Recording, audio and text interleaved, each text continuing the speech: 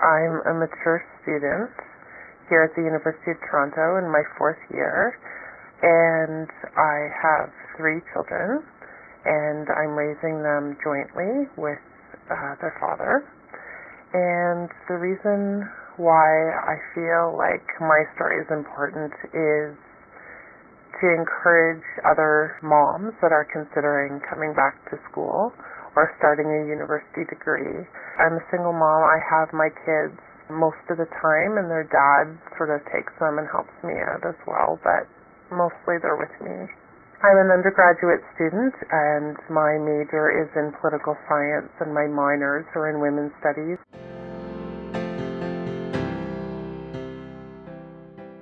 When I first came to university, my first 2 years, I did full-time, and I had OSAP and UTAP, and I had emergency grants from the college, and I worked at Second Cup on campus the first 2 years. So I joined the work-study program this year in September, and I would recommend it for especially student parents because you can work on campus, and I think the pay is somewhere around $10 an hour or something. But it's really great because you are on campus, so it reduces the running around and the busyness of your life. And also you're working for people at the university who understand that you're a student and have other obligations and responsibilities, and that you're trying to balance all of those things. We usually get up at about 7 in the morning. I try to do as much as I can the night before. So that means like laying out clothes, making lunches, bathing the kids, so that in the morning it's mostly just getting up, getting dressed, and eating breakfast. I make sure all the bags are packed and ready to go the night before because I find the mornings are just too chaotic if we don't. So being really organized is an essential skill, I think, too, when you're going through this stuff with school. So I drop my kids off for 9. School starts at 9. I don't live very far from the school.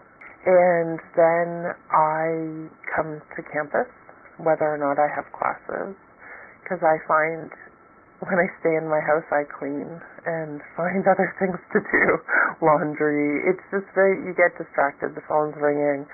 So I always come to campus, and I do reading, stuff at the library, go to classes, and then I leave here by 4, and I'm back home to pick up my son by 4:30.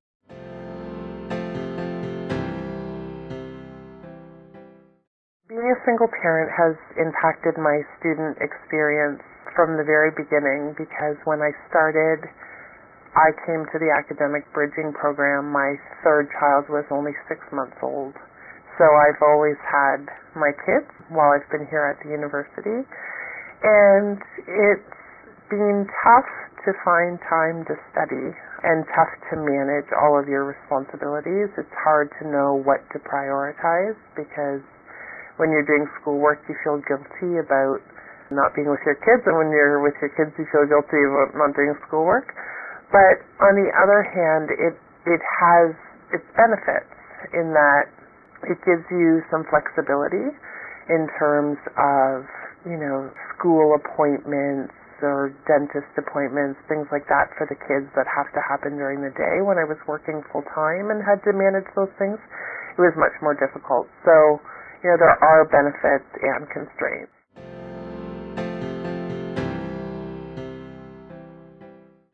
Has actually been pretty good. I had subsidy before I came to university because I was working in a pretty low-paid administrative job. So I had subsidy. All 3 of my kids were in like a licensed child care facility. Nothing changed for me for coming to university. My fees for daycare actually went down a little bit. But it's been tough since my son turned 11. Because when my son turned 11, he couldn't go to daycare anymore. That's their cutoff there. So the girls are in daycare, but my son, it's been sort of arranging for somebody to pick him up, paying somebody to walk him, watch him for an hour or two. Now what I do, because he's almost 12, right about a block and a half away from our school, there's a public library, and he has a cell phone with just a pretty cheap plan. And so he walks to the library with a couple of friends, and there's an after-school program there, like a homework club, and they just do homework club, and then I stay in touch with him by telephone. But that part has been a lot of juggling. It's tough. I really wish there were more kind of after-school programs for the 11 to 14 or 15 range.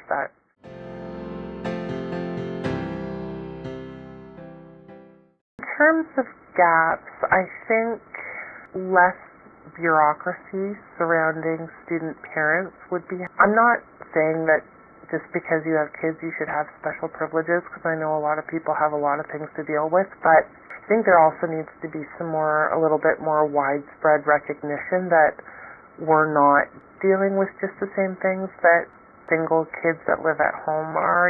Balancing family with, deadlines and that kind of stuff can be really tough, especially if you're taking 4 or 5 courses.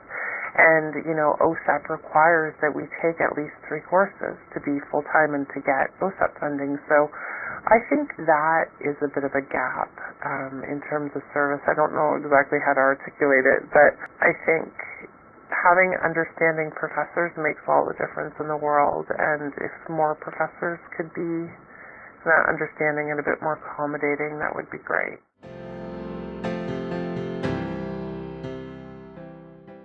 I am fortunate in that I have still a fairly amicable relationship with my ex. So he does help me with kids, and he's pretty supportive about taking them when I need to do papers and stuff. So I know a lot of single moms have a different experience, but for me, he's actually been quite a support. And I have my parents who don't live very far.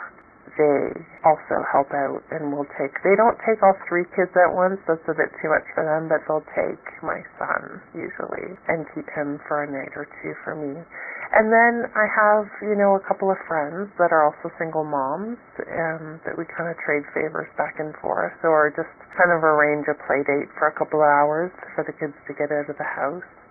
And I have a new partner that is also very supportive and helps me. So, yeah, I think I have a fairly well-developed support network, but I think that's exactly why I've been able to do everything I've been able to do, is because I'm not really scared to ask for help.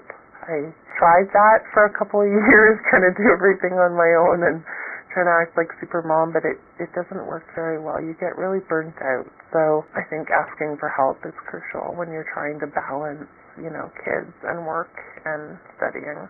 Had a lot of assistance and support here from the family care office, in terms of advice, or, in my first year I ran into big problems with subsidy, and I came and, you guys wrote me a letter and sort of counseled me through it. So, I think that there are a lot of supports on campus. It's just a matter of finding them when you're in your first and second year, because you don't know. And also, sort of, I think we may need to do a better job from the family care office and from, the Woodsworth Single Parents Group in communicating to parents that it really is worth the time, because I think you get really stuck in this idea that you don't have time to do any of these extra things when you're a parent, but it really does help and make a difference.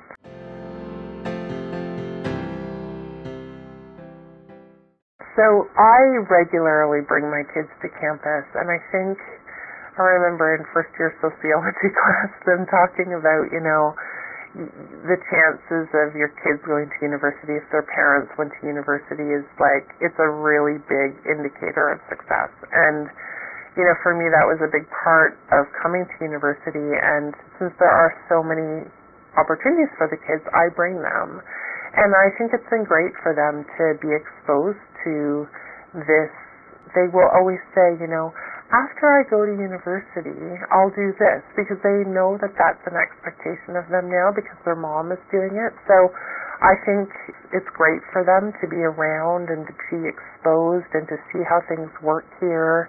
And, also I've brought my kids to classes when one of them has had a doctor's appointment or something like that, and, I don't have time to run them back to school, but I have a class. And I've never had a professor be upset about it. Granted, I'm in women's studies and political science, and they tend to be a little, more tuned into ideas about family and, social circumstances. But in any case, I bring my kids here a lot, whether it's to go to a class or the Halloween party or movies or things like that, and I think it's great exposure for them.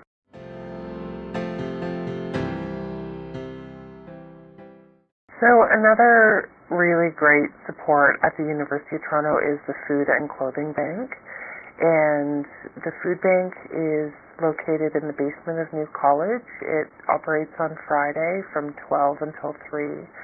And it's a great way for students to save some money. And, often people think that that's not the kind of thing you should use it. It's for them. It's for other people who, I just started to think, why am I going into so much debt? I'm putting groceries on my line of credit, and the point is not to come out of this experience, swimming in debt, because we've already got to pay our OSAP back. That's enough. I encourage single parents especially to use that resource. It's there for the students. It's run by students, and it's there for the students. So there's also a clothing bank, and sometimes, they have good stuff, especially for the kids. So I only went there, at the middle of March, when my OSAP was, running out. And probably what I should have done was started to go there in September and use that as a resource. So another tip that I have is, I don't pay full price for anything. In terms of clothes and stuff like that for my kids, I try really hard to, find stuff on sale or clearance or get coupons or that kind of stuff. Often for their birthdays I'll ask for gift cards, and once I get the gift card, I wait till stuff goes on sale and then I get it. A lot of stores have return policies where, if you buy something and it goes further on sale within 30 days, they'll refund the difference. I do that a lot. So, at Christmas my mom bought my girls each an outfit and she paid full price for it, and I took it back. And, I think I got a refund for $55, and for $55 in January I found a ton of stuff on sale, and I ended up getting 2 pairs of pants and 10 shirts instead of 2 pairs of pants and 2 shirts. So, you just kind of have to find ways to be really creative with money. There's a couple of good websites that I use, one is savingsa.com, and, you just kind of Google for coupons and you can find manufacturers' coupons for stuff. It's kind of crappy that you have to give them your email address and you get a bit of spam, but, the savings add up after a while. I try to just keep it within my means, what I can do, so the last couple of years, I'll get them an outfit and a small, toy or something. But also, for me, I've been really lucky that my parents sort of chip in and do a lot of that. The stuff from me, I kind of hold back. But, last year for my daughter's birthday party, I had 8 kids, and I did a birthday party for $150. The decorations I kept to a minimum. We had a sleepover, and we rented a movie, and we painted nails. And so, with everything, it was probably about $100. And, you can find ways to do it, like going to Chuck E. Cheese and that kind of stuff. It's so expensive. And, you can waste $300 or $400. And it's fine when you get OSAP and you feel like you have lots of money in the fall, but then, it runs out really quickly. So, finding ways to make it stretch is a essential survival.